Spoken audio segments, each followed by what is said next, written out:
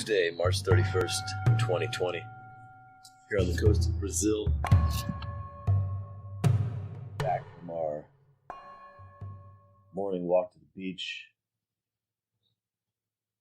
Our stand, our vision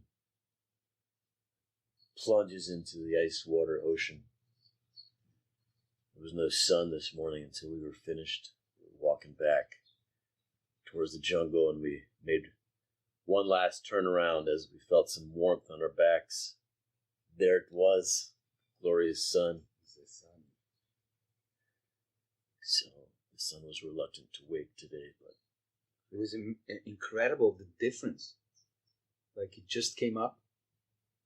Instantly warm. Instantly warm. This is like honor. Honor, you know, for guys out there who, when I speak of honor, a lot of times, guys, it's just a concept. It's not a feeling. In fact, it's not really, honor as a feeling is almost absent in our culture. You'll see it used sometimes that way, but very rarely. And you'll see many people, when they feel this feeling and they try to describe it, they have no word for it. And they'll fumble with their words and they'll just be like, I felt so good inside.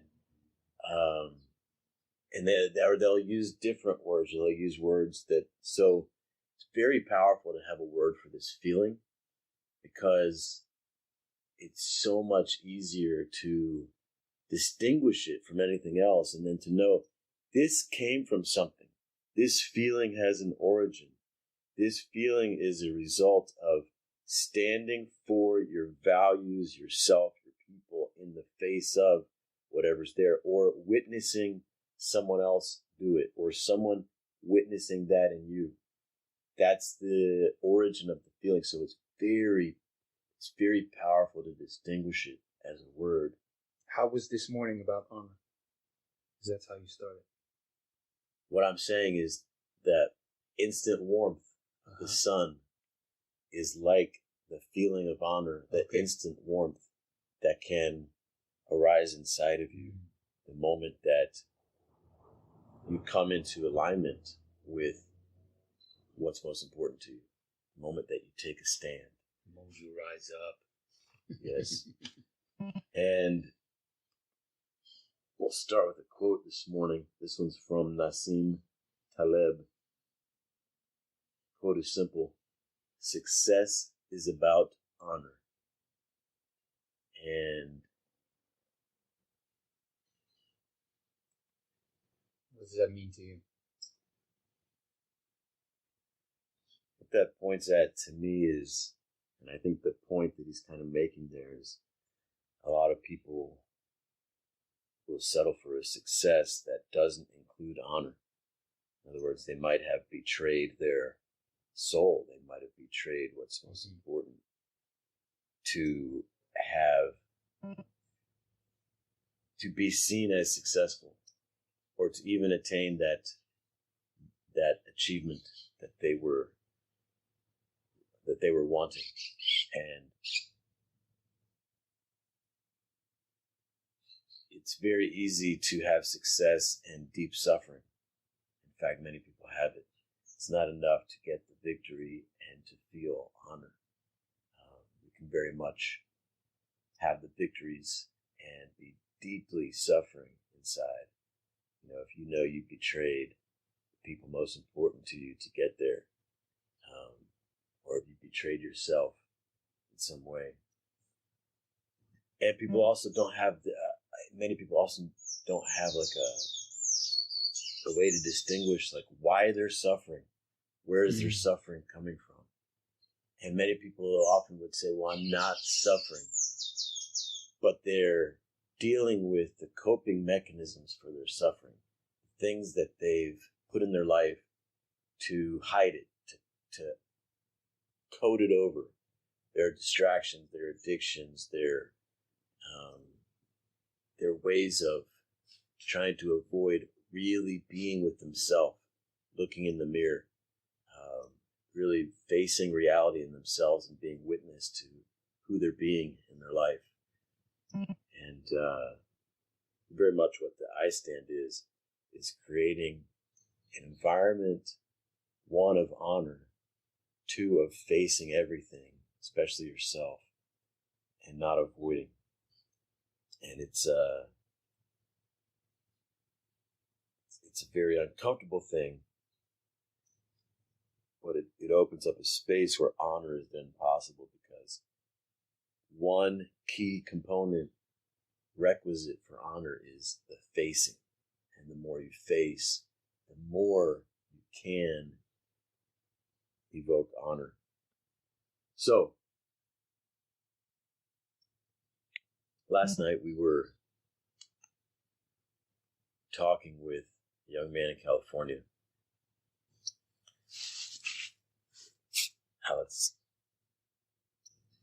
Shall we use his name? The big A. The big A. Big A. And this is a guy that we've known or been talking to for at least the last 6 months. He's a young guy. I think he just turned 18. He's in university. And, the coronavirus pandemic is in full swing, and classes have been canceled. And he's part of a group of guys who are, for him, mostly online, but they're like a brotherhood. They support each other, and they support each other in being successful. But, Steve and his group, they're also a rowdy bunch of guys, and it's more like a dog pack, like the guys are together. It's that feeling of like, we're all in this together. But it's not, he doesn't have that in his immediate environment, I sense. And he's dealing with this conflict of, he's got these desires that he wants, these longings that he has for women and for adventure and things like this. But his dad is paying for his schooling and his housing and his food and everything.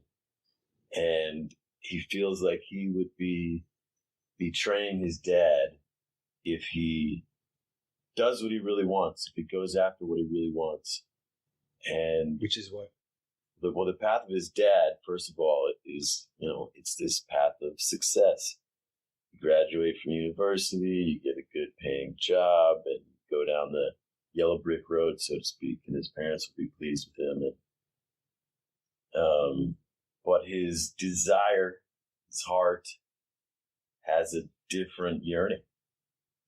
And, he's very open about it, that he's a virgin, and he wants to lose his virginity. He wants to have a abundance in the world of women, and he wants to have a great social life, and he also wants to have an impact with people, like personal transformation. So in school, he was studying to be a psychotherapist.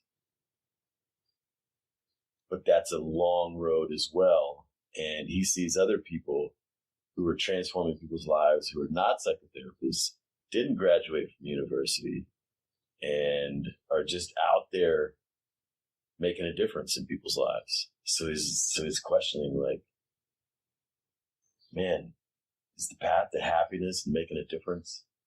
Do I really have to go to school, become indebted to my father, and walk that path? And I think also part of his conflict is he's in an environment in a California university where, the guy's just learning how to talk to girls and stuff. And he talked to some girl and put his hand on her shoulder.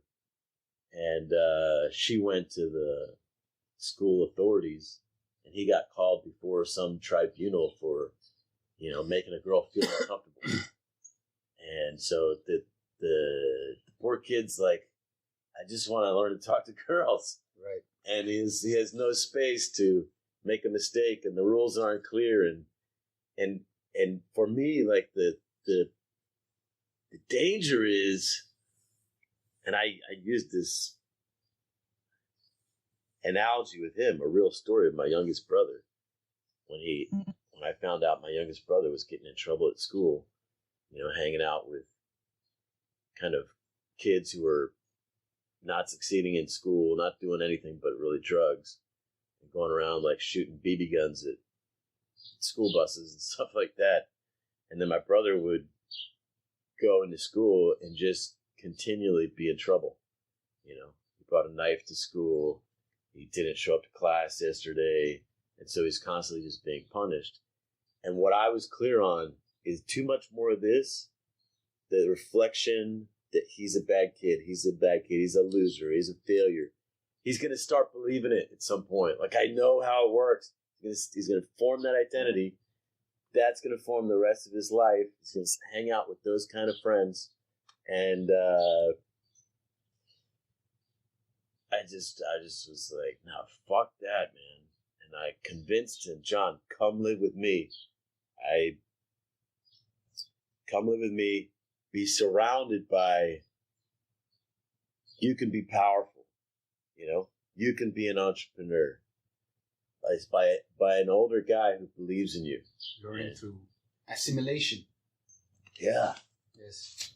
The right environment is way more important than the right book. Yeah, I'll reflect back to him that he's a badass. You know, he's my brother. Yeah, I gave a fuck about him. He was at his home environment at that point. I had left home. I'm his older brother. His other older brother had left home. Our father left home many years before. And he was just there with my youngest sister and my mother. My mother at that point in time was in a difficult time, and she'd concluded that she was done being a mother. She wasn't really present. And he was kind of just fending for himself. And he was going after school, you know, he was going around selling newspapers, and he was great. Like, he won an award for doing that, like the #1 sales guy selling the newspaper. I was like, John, if you can sell, you'll be fine. You know, you can make it in life. Come on out. So went back for your brother, Anthony. There are two different things there. And I went back for my brother, John. Yes, I know. And yours, well, you used the word Anthony. Shit. I did. Big A. Big A.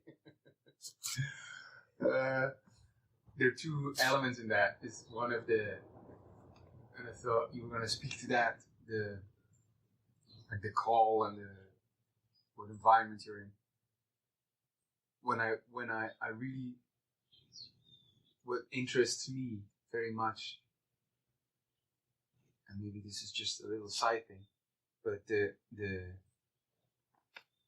trouble that young men in the West are in, men that want to figure out women, how to talk to them, how to be with them, how to be glorious with them, how to be seducers.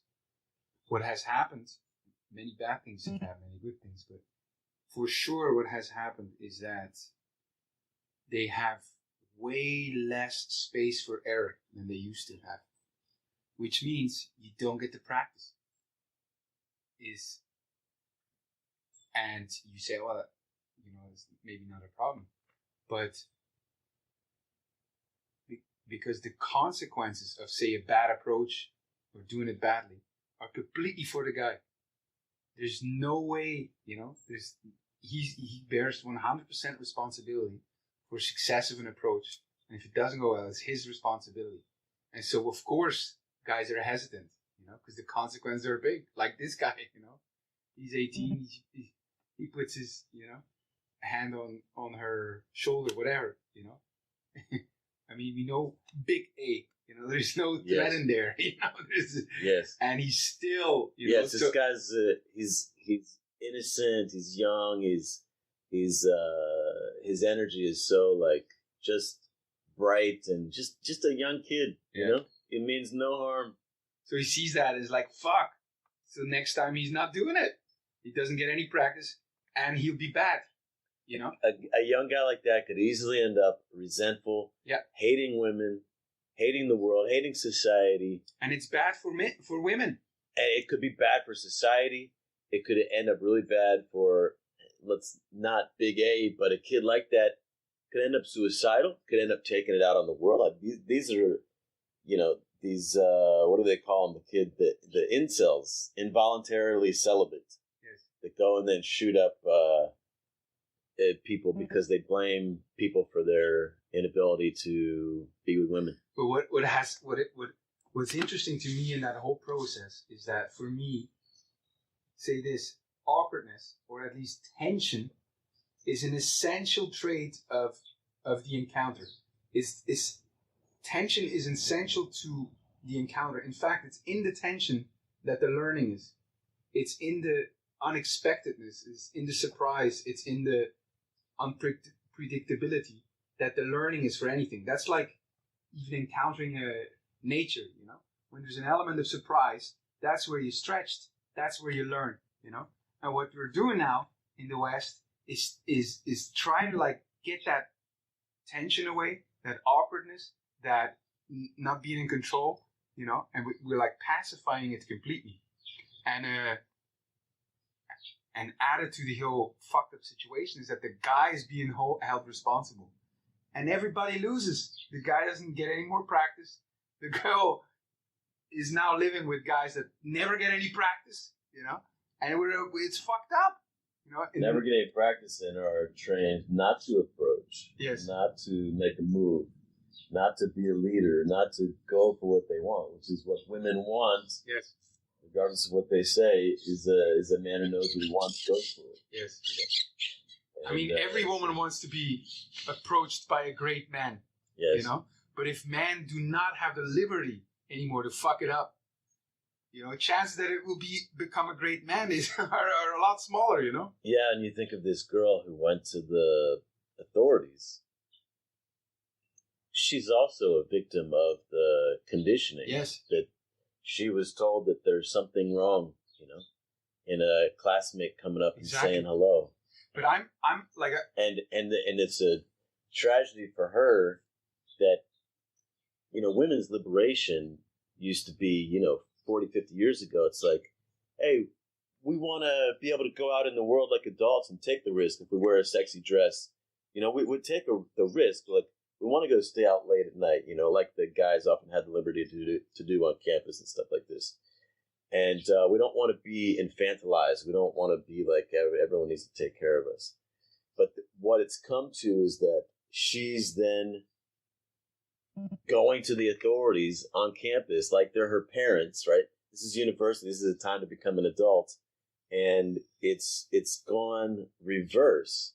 Like, the authorities should all take care of us, And well, it's normal that we have it, but I always say, I don't blame anyone for the fucked up situation that we're in, but I do blame anyone who's perpetuating the games, who's perpetuating this, which includes the guy who's not approaching, how understandable that is, you got to do it if you want to make a change, or the girl go on and complain, yeah, it's understandable where it comes from, but fucking don't do it.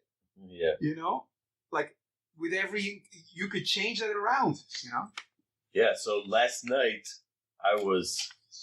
and I gave him a warning first. I gave him a disclaimer, and we're going to the second part now. This is for me, which is a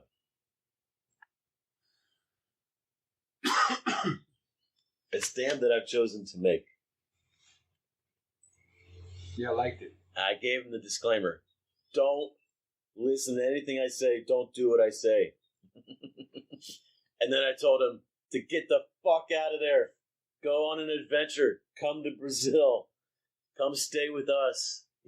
The same kind of invitation I made to my younger brother. You said that second and much louder. I did say the first one. No, I said the first one forcefully, but then I only said it for like 10 seconds, and the other one was like 30 minutes, passionately. But I'm also responding to, like, I can see his desire, He was becoming resigned to the fact that the life he wanted was so far away and maybe not reachable.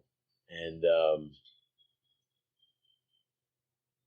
I have it's a concept I talk about, tesão. We're in Brazil. This is a Portuguese word. The literal translation is like an erection, or like a real physical desire. And this is, and I mean it not just in a sexual sense, but in the sense of like an embodied desire. Like it's not like a want, like a sense that if I had something, it would be nice, but I don't have it. It's a clear, unmistakable physical desire in your body. Mm. And it's one of the things that we become so detached from in our training to be, if not successful, good, to be good students, to be good children, to be good boyfriends, to be good employees, to, so on and so forth. The idea is to don't listen, to that instinct. Don't listen to what you really deeply want. And so for me, my conflict is could be inviting Anthony into a path of danger and risk, and maybe he'll leave university and his father might warn him, you'll regret it later. You might be messing up your whole life, right? I don't want to override his father. Like his father has an important voice there. But this voice is also important. And I think it's also important that a young man has the support of at least one elder in his life, whether that's the grandfather, the crazy uncle, the whatever, that says, you know what? Fuck the system. That dream you have, go for it. That sees, that affirms that genius, that desire, that wildness inside of the young man. And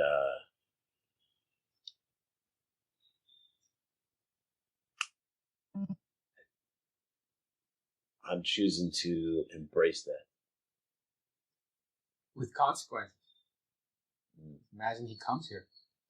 Yes. Yeah, many things could happen. And he'll have to, part of the journey, it is a growing up journey, much more so than university. University, things can go wrong and his dad will handle it.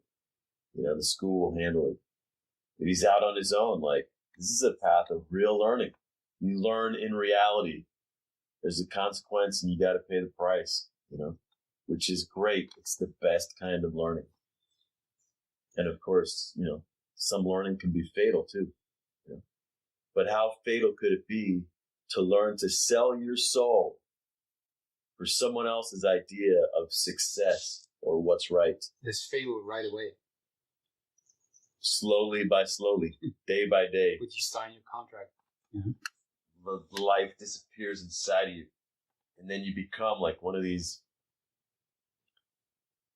men, and I don't know about Big A, but a lot of men look around at the adult males in their life and they see a domesticated, lifeless, soulless drone who's getting by, who's making it another day. Making it the most from living in the zoo.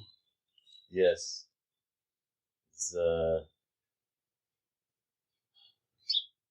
Big A is growing up in the zoo. He's a young, feisty, restless polar bear who's being told he needs to be trained to be a good performer in the show that that they do for the audience when the tourists come to visit the zoo, and being trained to be a good performer and an obedient zoo animal. Don't pay any mind to the fact that instead of the mighty ocean, you have a little pool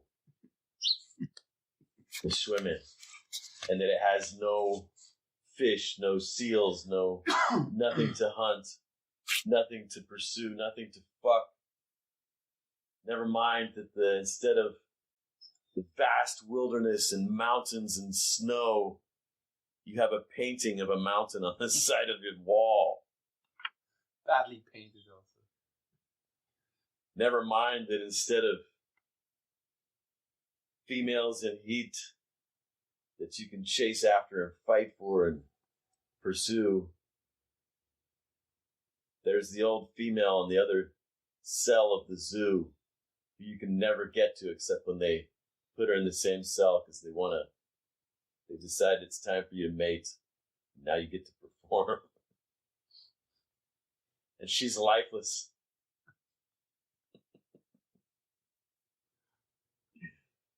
You know? And she's well trained. So if you try to come on to her, she'll tell the zookeeper.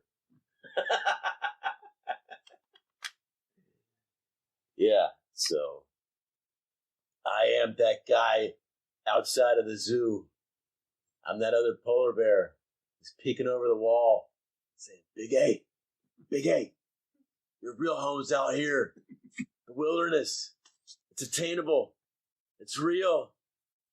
Come check it out. It's actually more real and easier than you think. You could just walk out of the zoo. Yes. You could just walk out. And let me say this.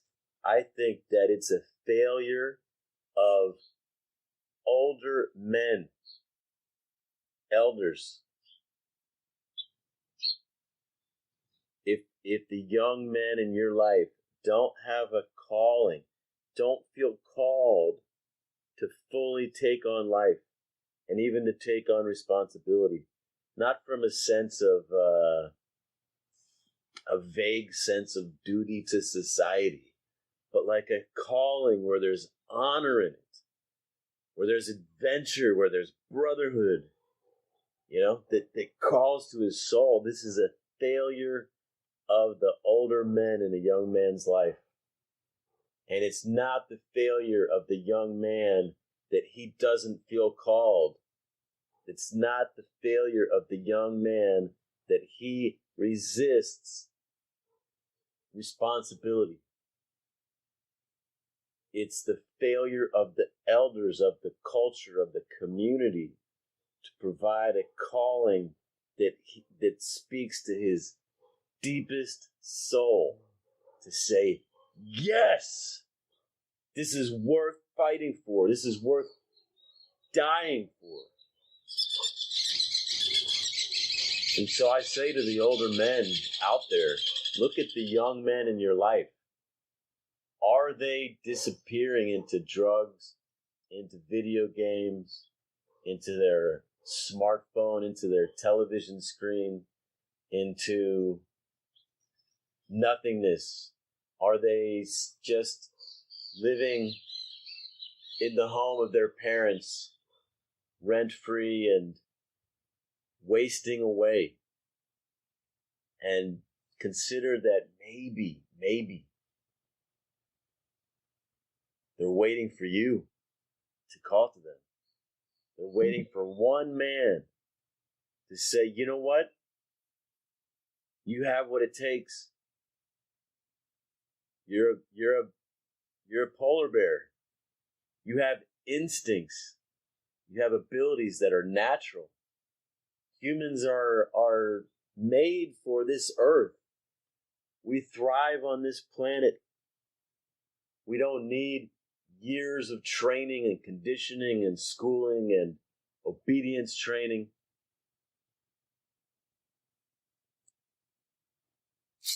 How is it for you to be that man? Is that easy? Does it get you excited? Does it come with responsibility? Is it a stand you make? How is it to be that guy, for example, for Big A? For me, I had, you've heard me speak of my grandfather. Yes. You're lucky.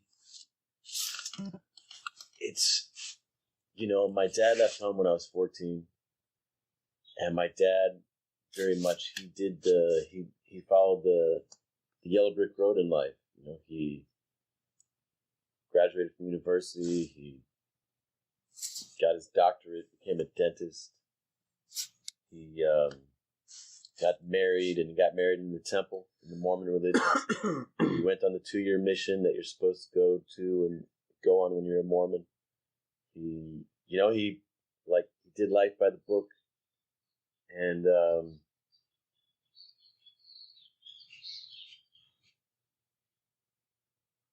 And the more wild men in my world were my grandfathers, both of them.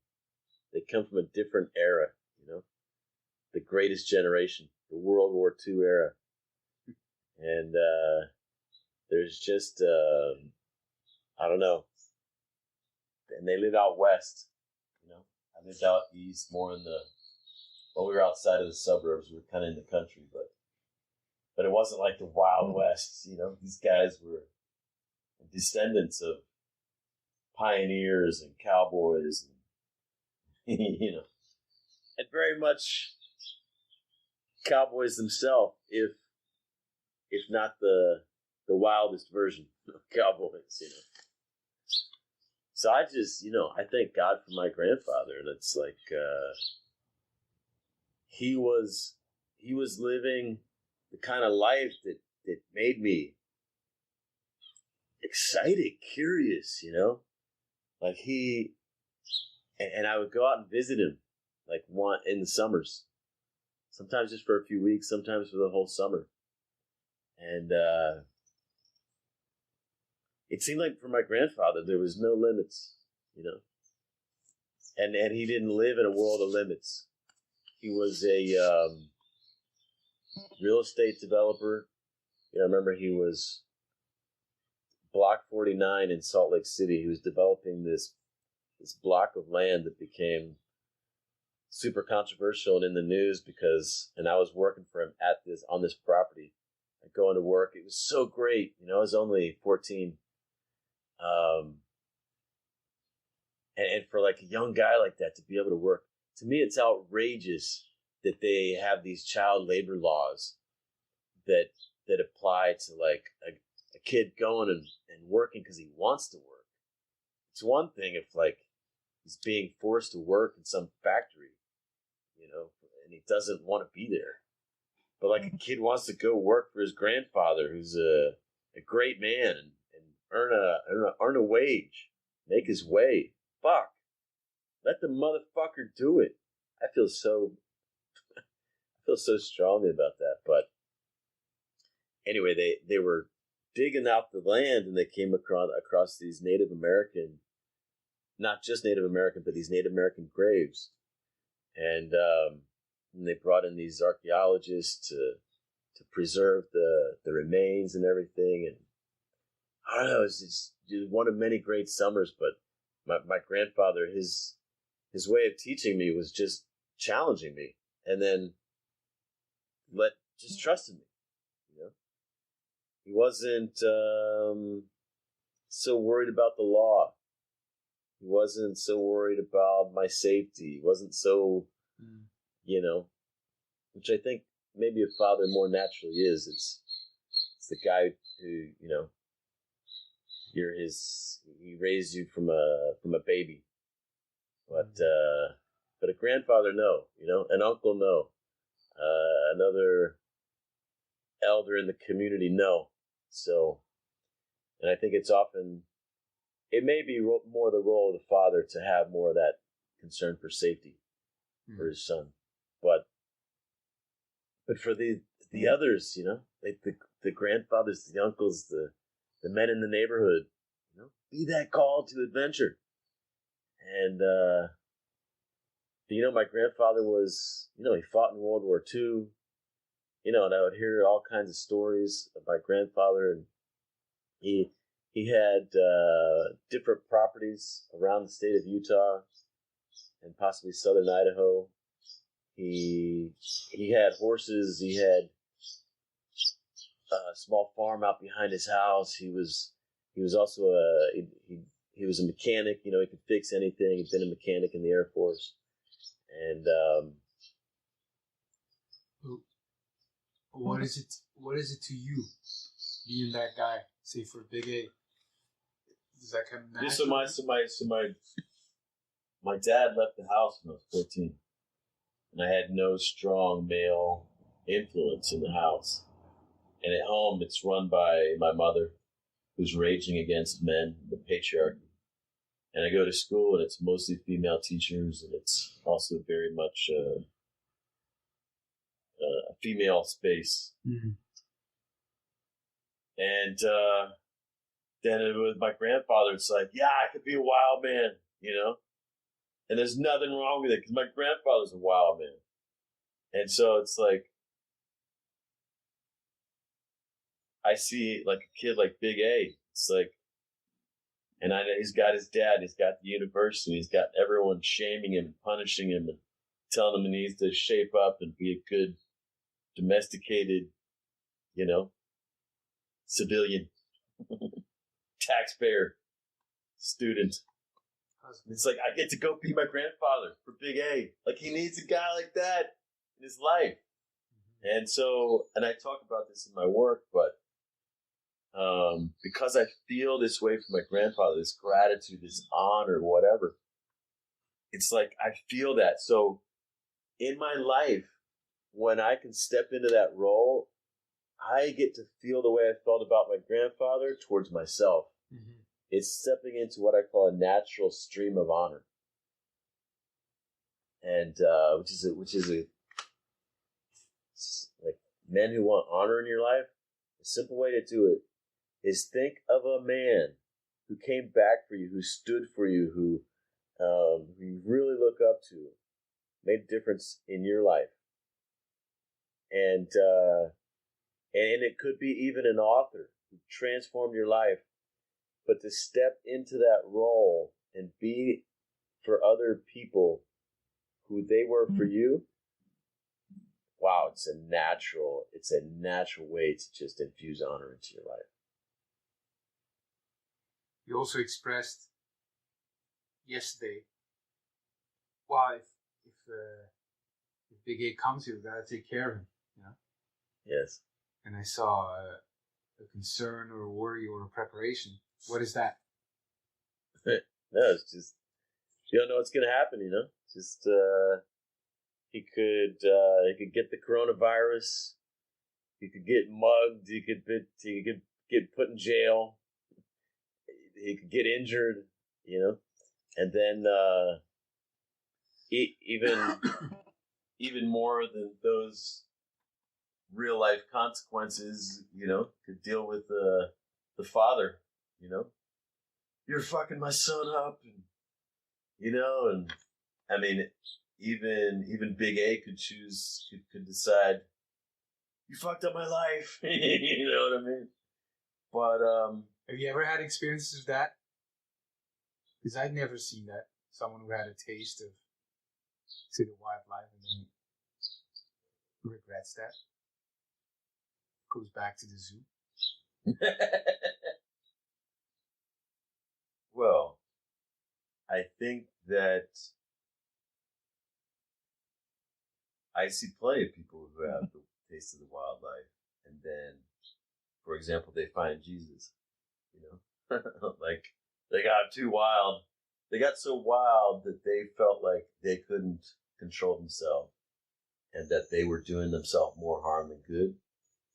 And then something like the church offers them basically a path of honor again. Basically, a way back to honor. So I feel what's really necessary is not just a call to adventure and the wildness, but also elders, mm-hmm. like guys who are going to invite them both to adventure and to honor. And when I say honor, I mean also responsibility. But because, you know, with honor comes responsibility. Mm-hmm. Honor is a sweet invitation into responsibility. Honor is like an invitation into responsibility where the reward is deeply spiritual and beautiful. And so yeah, man, a young man needs not just a call to honor, I mean a call to adventure, but a call to honor and a call to manhood, mm-hmm. responsibility. And he needs elders, and he needs brothers. He needs a brotherhood around him. in all these things, so many of these things, it should be natural in a healthy society or tribe for a human male are missing in the world of most young men today.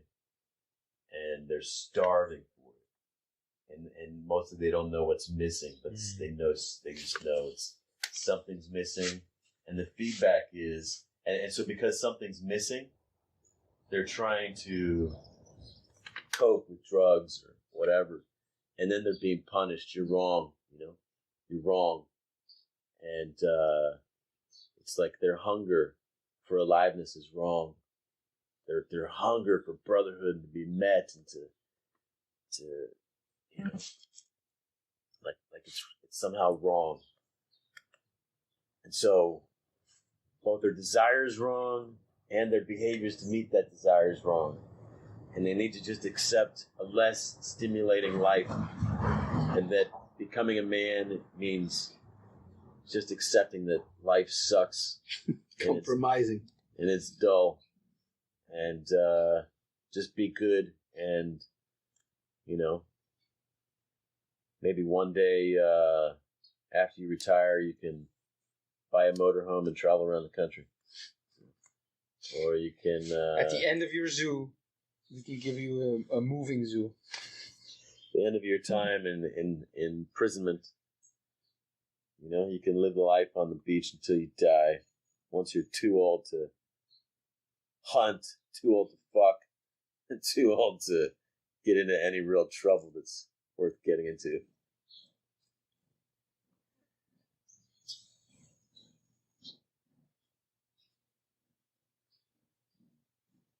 So what Big A is facing is what a lot of men are facing. And that's why say, well, he's young, but it's at this young age that it's so pivotal.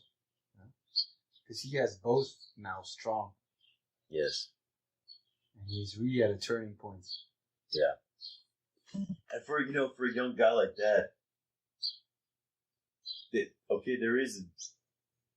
there's a danger in just, like, for example, going and chasing pleasure with the boys, or even with older men who all they're about is just like lawlessness and pleasure and fuck it all, that they can lose their way, they can lose their honor, they can, like that is a danger. But that's again why I say it's not just the wild adventure and the wilderness and the freedom that a man needs to find out who he is and that he's capable of existing on the planet and all that, but he needs the eldership, if you will, the older men in his life who truly give a fuck about him, and who are going to call him to honor, who are going to confront him when he's doing shit that could totally fuck his life up. Not from a moralizing place, not from a place of judgment and that he should then obey some external authority, but be with him in a way to where he is affirmed fundamentally. Be with him where the honor is not taken away. Honor is not taken away, but you take an honest look at what's going on and say, is this really the path that you want to choose? Today I think one of the things that's fucked up in the world that young men inhabit today is they are called to self-honesty inside of a context without honor. It's just shame and punishment. Like imagine the person who's shaming you and judging you. You feel like they don't give a fuck about you. They're not inviting you to honor. They're just inviting you to submit and be obedient and to apologize for your aggression, your wildness, your life force. They want you to apologize for that. They want you to apologize for being male. for being white, for being just too much, for being outspoken, for being alive, being outrageous, being vital. Like there's something wrong, as if there's something wrong with the little boy who's being bored to death by his teacher, and he's looking outside in search of adventure, a tree worth climbing, a mountain worth climbing, a woman worth climbing. Yes. And something worth chasing after, going for, testing himself with. There's absolutely nothing wrong with that fundamental desire. And yes, stand for that. It was very interesting to hear the conversation yesterday, And I like the description of that invitation to him, It's not just just do it. It's really a stand, to be that guy like your grandfather was. That somebody has to be that guy. Mm. And there's a role to play there. There's a responsibility in a way. Yes. But it's a stand to make also. And it's like Anthony has what it takes to go out and learn in the world, Just he needs to be affirmed. You're a human and humans belong on the planet, and you have what it takes to learn. We're learning. That's what humans are great at. We're not born with just so many instincts that we have to learn, and we're great at learning. That's how we survive. That's how humans survive. We are masterful learners. We don't need to be humiliated and forced into learning in some class that we don't really want to be in, and that we're bad if we don't want to fucking learn the Econ 101 or whatever the fucking lesson is. So how do you tell a guy, the big A, but by extension any guy that's thinking now, okay, I got this secure path going to university, being a good boy, have a job, get a family. But on the other hand, there's some calling there for the wild, but it seems so dangerous, and there's so many reasons not to do it. How do you tell a guy? How did you talk to Big A yesterday? Did you just say, just do it? Or what is that role of your grandfather? What does that entail for you right now?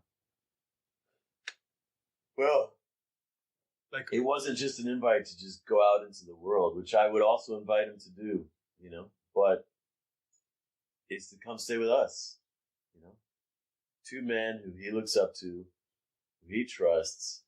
He's heard our stories, We're not hiding anything from him. We've told him the good, the bad, and the ugly, And he's also told us the good and the bad and the ugly. It's probably why he is more inclined to, let's say, listen to us than his father, is because maybe he can't tell his father everything. Maybe his father doesn't know his deepest desires and the desires that are shameful, societal-wise or whatever. And I think that's really what a guy needs more than, what a lot of young guys have today are elders who are hypocrites. They are trying to tell the young kid, be this version of a good guy. And what they're also saying is, don't learn too much about me, right? Because I have my secrets. I'm really not the good guy I'm portraying myself as. I've got my own dark secrets, fears, shame, whatever. And I think what young men need in today's world is authenticity. You know, be around elders who are not going to apologize for being a man. They're not going to apologize for their aggression. They're not going to apologize for their desire. They're not going to apologize for their wildness. And they're going to be an invitation into honor, an invitation into adulthood and responsibility.